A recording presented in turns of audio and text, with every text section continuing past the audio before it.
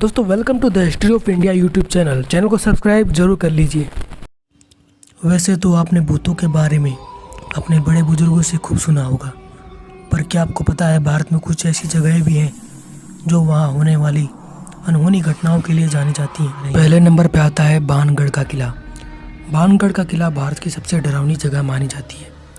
लोगों का मानना है कि रात के वक्त यहाँ भूत प्रेत आते हैं और बाकायदा अपनी सभी सभा भी जमाते हैं।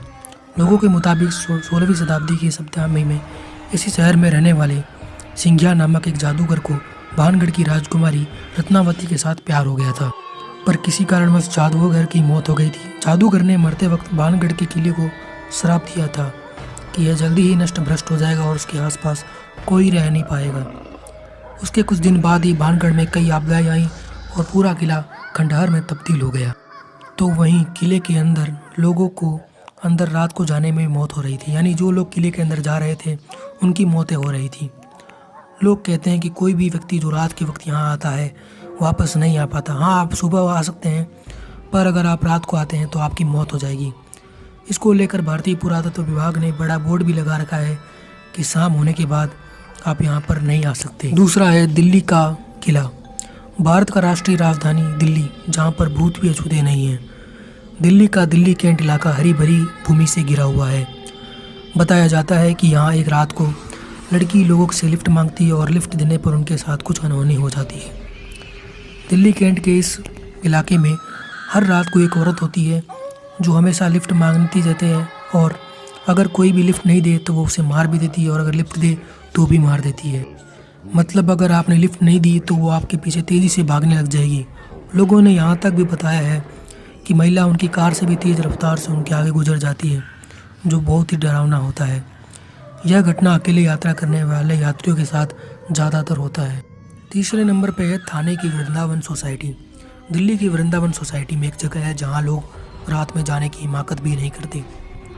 लोगों के मुताबिक कुछ साल पहले एक व्यक्ति ने वृंदावन सोसाइटी की बिल्डिंग से कूदकर आत्महत्या कर ली। तब से उस व्यक्ति का भूत यहाँ अपने होने का आभास लोगों को कराता रहता है।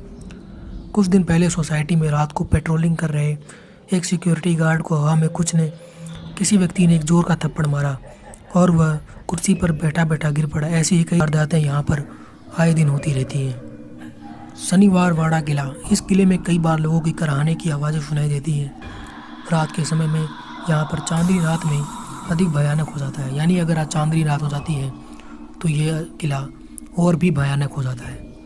बताया जाता है कि भारतीय प्रांत उस समय पेशवाओं के राजकुमार नारायण नामक बालक की उसके चाची के कहे जाने पर हत्या करवा दी गई थी, और तब से उस राजकुमार की आत्मा यहाँ पर घूम रही है और रात को कई बार डरावनी चीखे की आवाज़ भी सुनाई देती है। और उस किले में हमेशा आए दिन आवाज़ें सुनाई देती हैं जैसे कोई एक बालक शोर मचा रहा है। अगला है सर्वोय होटल।